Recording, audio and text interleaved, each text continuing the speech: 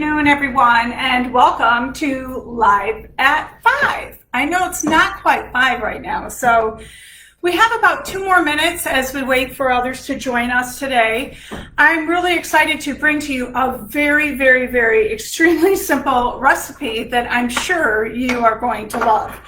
So if you are grilling outside and making, let's say you're doing pork tenderloin, or you're doing something to the likes that you just kind of get sick of doing the same old thing. Maybe you do some rub on it or something like that, but what if you actually marinated it and you were able to make a really very tasty marinade in no time at all? So today I have a really great marinade for Chipotle pork tenderloin, and I typically don't, I'm not really crazy about it. It's not my favorite flavor profile, a Chipotle flavor. But this pork tenderloin is so good. I think that it's just the combination of the ingredients and all of them coming together and really creating a perfect marriage for what it is that you're eating. So I'm going to start today just by sharing with you how simple you can get. Sometimes the pork tenderloins come in a pack of 2. These are very lean. I've heard of pork tenderloin called the other white meat before, but let's just think about pork tenderloin for what it is. It is pork and it is very tender. It's really great to serve as an appetizer. And it's also really great to serve and slice up the next day for sandwiches, or just, you'll find that just making one of these, the recipe actually calls, you can make 2 with this recipe, which I have one in the oven, and I'm going to just whip this up while we have the other one cooking. So the first thing we're going to take is we're going to take the San Marcos Chipotle peppers, and these are in adobo sauce, and do know, when it says 3 peppers, it does not mean if you double the recipe, just dump the whole can in there. If you dump the whole can in there, you're going to find it to be only the spice that you taste of the Chipotle. So it's really important to remember this does come in a sauce. You can put the sauce away for, let's say, another time, but the little peppers in here, just really nice. You have these nice peppers. You don't need to put the sauce in because the peppers are enough. So the first thing I'm going to do, I'm going to chop up these peppers just to have a little bit of sauce from these stains. I'm going to chop them up first. And then I'm going to add our other ingredients. We have a great honey. This is honey straight from Provence. It is a lavender honey, but the lavender is it's pure, and the honey is it's not an infused fake flavor that they put in this honey. This is actually honey from Provence, which is in the southern part of France. Any of you that have been there, you know what I'm talking about.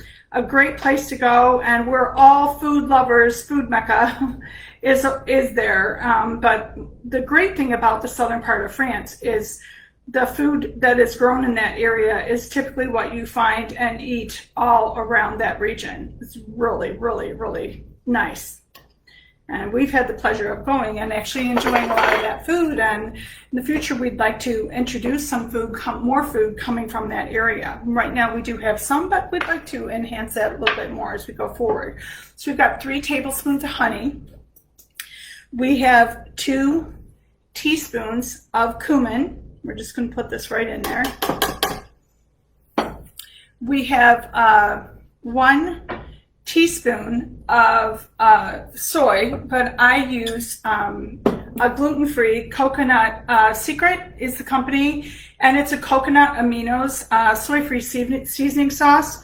Even if you're not gluten-free, this is so much better to eat. It tastes really good. It's 100% organic, gluten-free, non-GMO, no MSG, and it's also vegan. So nice for those of you that are paying attention to those things.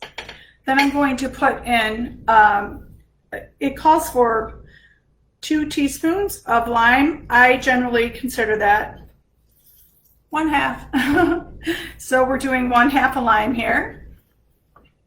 Okay, and then the next thing I'm going to do is in this recipe, you can actually do cilantro or parsley. So I did 1/4 cup of parsley chopped, 1/4 cup of cilantro chopped, and then I just put a little bit of parsley in too because I like to mix up that flavor. And I also feel that actually, the recipe says that you don't have to mix these together, but I'm going to because they all fit in this container really nicely. And I'm just going to toss this with about 6 to 8 holes.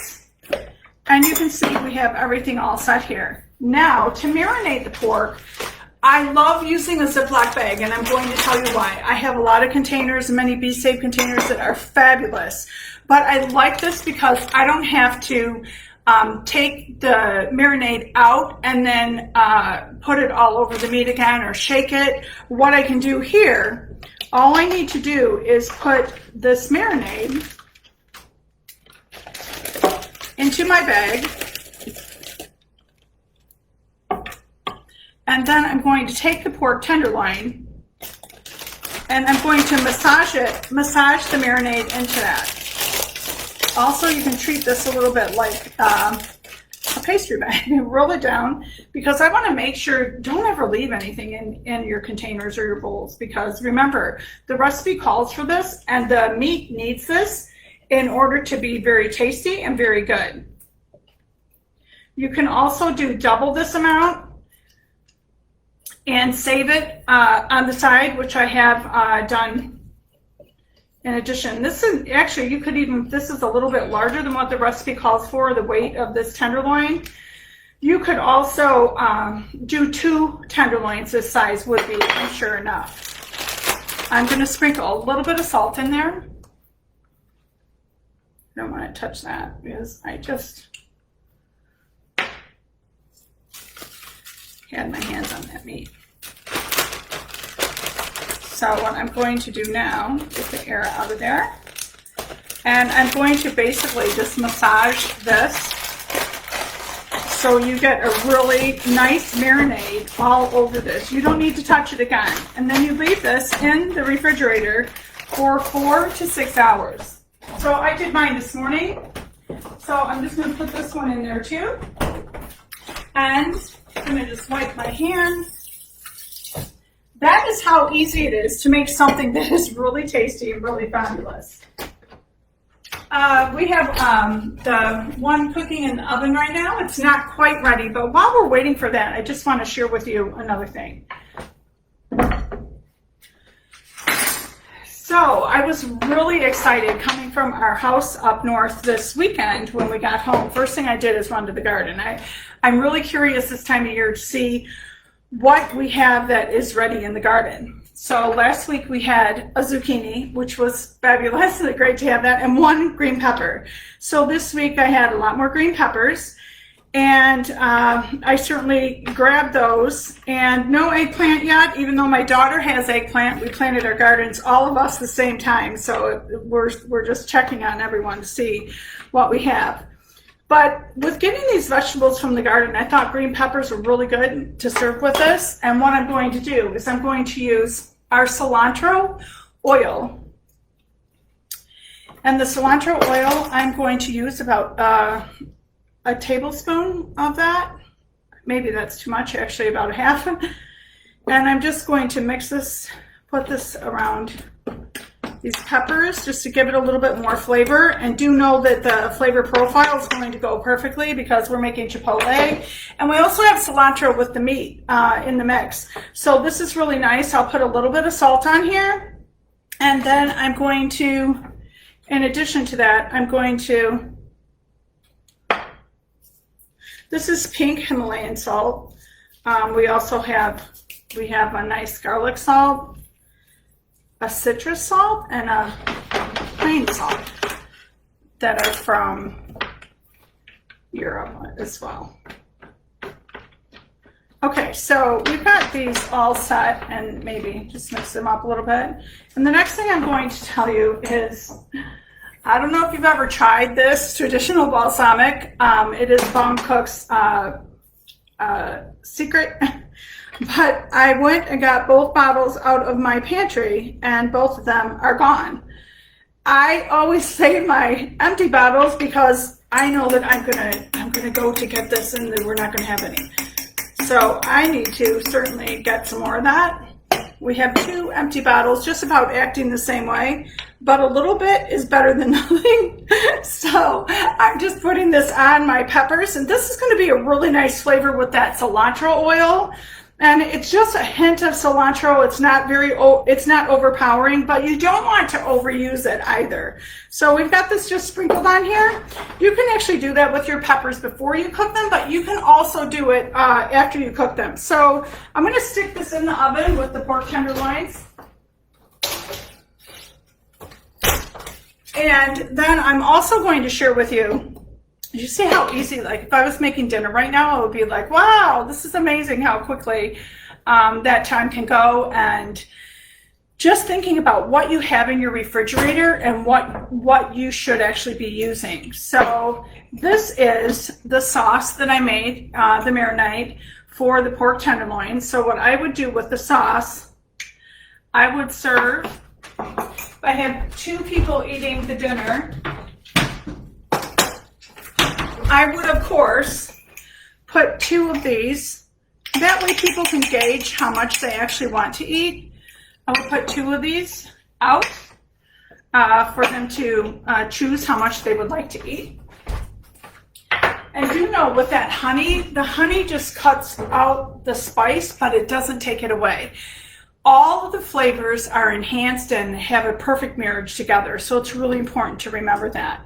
Another thing that I want to share with you is I don't know if I did my cocktail last time, 2 weeks ago, but today, actually I've been drinking infused water, and these are from just mini cucumbers. So I take these in the morning, get some nice cold water, and cut up these cucumbers. You can see the cucumbers are actually in here. And then I just slice up some lemon, and you have a beautiful infused water. I like to keep it in glass because it doesn't pick up the flavor. If you keep it in metal, sometimes I can taste that metal, and I don't like that. But cheers to you, to a healthy day, because water is much better than anything else. And I found that I've been eating a lot of cucumbers, and cucumbers are just so good for you. And if you mix them with yogurt and lemon, amazing, better than anything. It's a perfect snack rather than a cookie or something sweet, even though, don't get me wrong, I love sweets, but you can't always have sweets. So I'm gonna check on that pork tenderloin and see how that is doing. We're gonna probably be serving it on here. Just 1 sec.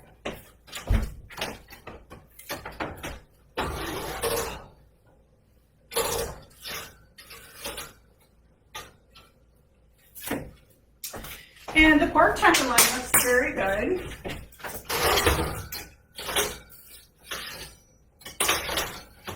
I'm thinking that it, first off, when you get a pork tenderloin out of the oven, it always needs to set for at least 7 minutes. You don't have to cool it entirely, but it needs to set, because if you cut it, you'll miss out on the tenderness, and all those juices will be released, and you really want them to stay inside that pork tenderloin. So I'm going to put it on my board here.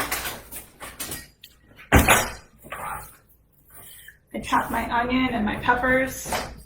Anyone else have vegetables ready in their garden right now? I see a lot of yellow and green tomatoes, but I don't see any actual red tomatoes yet. So it'll be real interesting to see that coming to fruition soon. So you can see this pork tenderloin. Just want to pick up this board and give you a look. Very simple. A lot of times when I have guests, I will make several of them and actually serve them right on the board. I do want to say, though, you definitely want to take care of your boards and make sure that you are, if you serve a lot of meat on your boards, it's not good even if you wash it. So if you're serving it on a board, you might want to put it on a plate on the board. But I'm going to use it actually for cutting the pork tenderloin today. And we're just going to let that sit for a minute before I cut it. So I'd like to just also mention to everyone with everything that is coming up so fresh around the U.S. right now, we have fresh fruit. You can have all of the organic herbs and organic vegetables right in your own home. You can, if you are in an apartment or a condo, you can do it on the patio. You could do it in your yard. You could do it as part of the landscape in your yard to have a couple tomato plants. You know, tomato plants are so great, and they really don't take that much work. They need sunlight and they need water. That's it. And if they get tall, you want to tie them to a pole or put them in a cage. But if you put them in a container garden, you can really control that so much more. And generally the tomatoes that are in a container garden aren't the ones that are going to grow really large. I know my daughter was sharing with me that her plants, because she has a new garden this year, and her soil is so enriched with all those vitamins and nutrients right now that her plants are growing out of control. And she's, wondering like, where's all the fruit that's coming on this? I told her, don't worry, they will come, but do know that sometimes your garden also one year can be really great depending on weather, but also depending on the nutrients in your soil.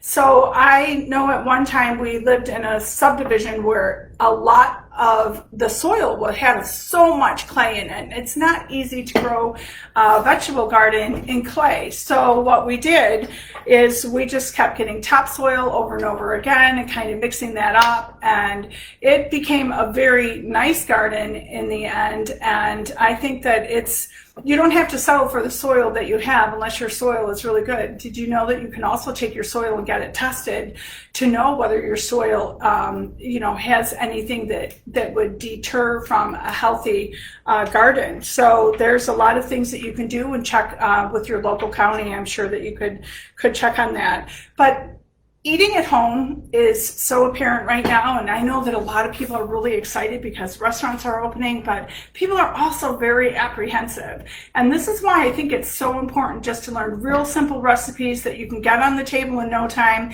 Imagine that if you made your marinade, this marinade would actually stay good for about 2 weeks.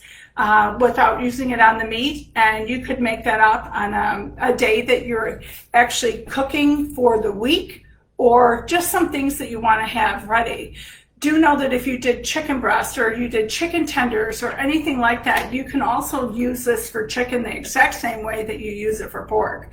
Now, people generally speak about pork chipotle, but what about chicken? So chicken is another thing that you can actually use the same way. What surprises me is how much I like the flavor when I generally just wasn't really that crazy about chipotle. So do know that the flavor may surprise you, and especially if you follow along and just do those 3 peppers and do the honey. And honey just really cuts all of the heat out of it, but leaves enough so that you're not grabbing for less water immediately. So I'm going to check on those vegetables.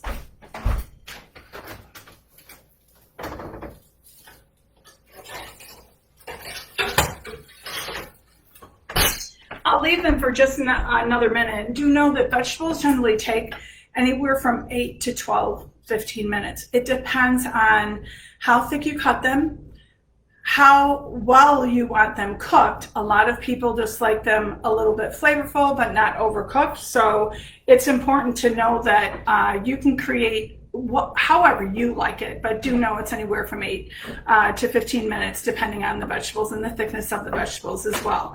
Brussels sprouts, of course, take a little bit more time, I found, even though they're small. I generally cut them in half, and you can do a toss with any of the blended oils and the balsamics. If you want a real sweet taste, you want a fruity taste, you want to toss, you could even do any of the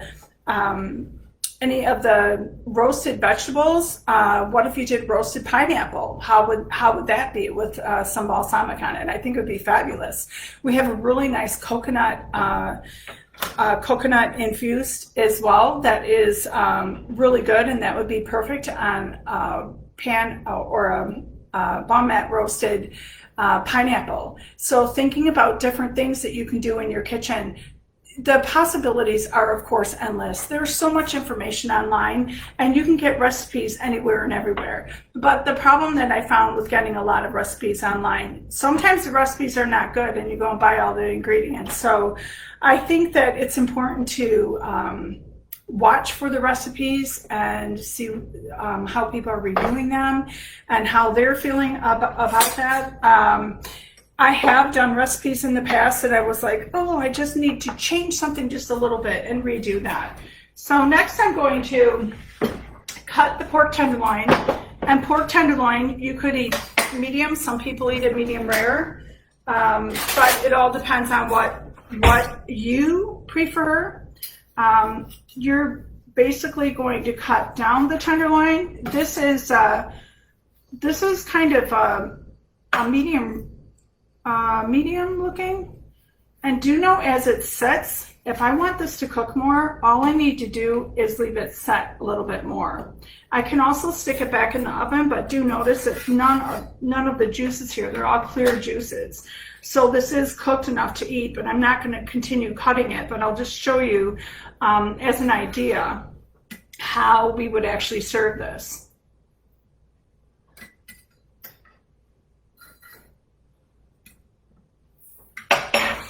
You could also heat up your sauce. It's very nice, and that would also, it's amazing because when you do tenderloins, once you serve them, once you have them setting out of the pan, they continue to cook.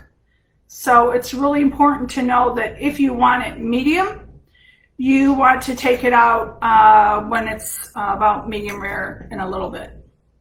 So we would serve this just like that.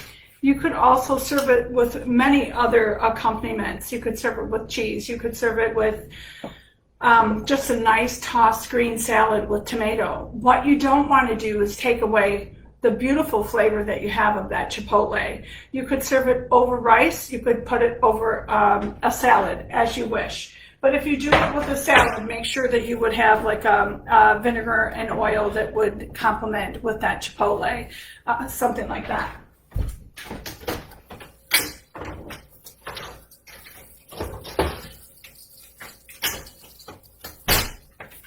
Okay, the vegetables look about right. You could continue cooking them if you wanted them to be seared. I'm not looking for a sear on them. I just want some flavor, and I think that the flavor will be really nice.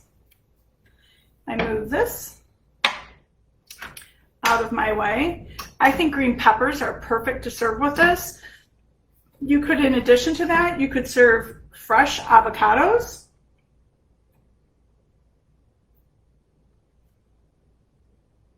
You can see the oven is at 400 degrees, so the peppers do get a little bit blistered, which I like that. That tells me that they're actually cooked enough. You know, if you boil peppers in water, they only need to be cooked for about 2.5 minutes, and take them out and put them in nice water immediately. So I would just move these down a bit, and there we go. Our dinner is all ready to serve. We'll put some onions on top of here.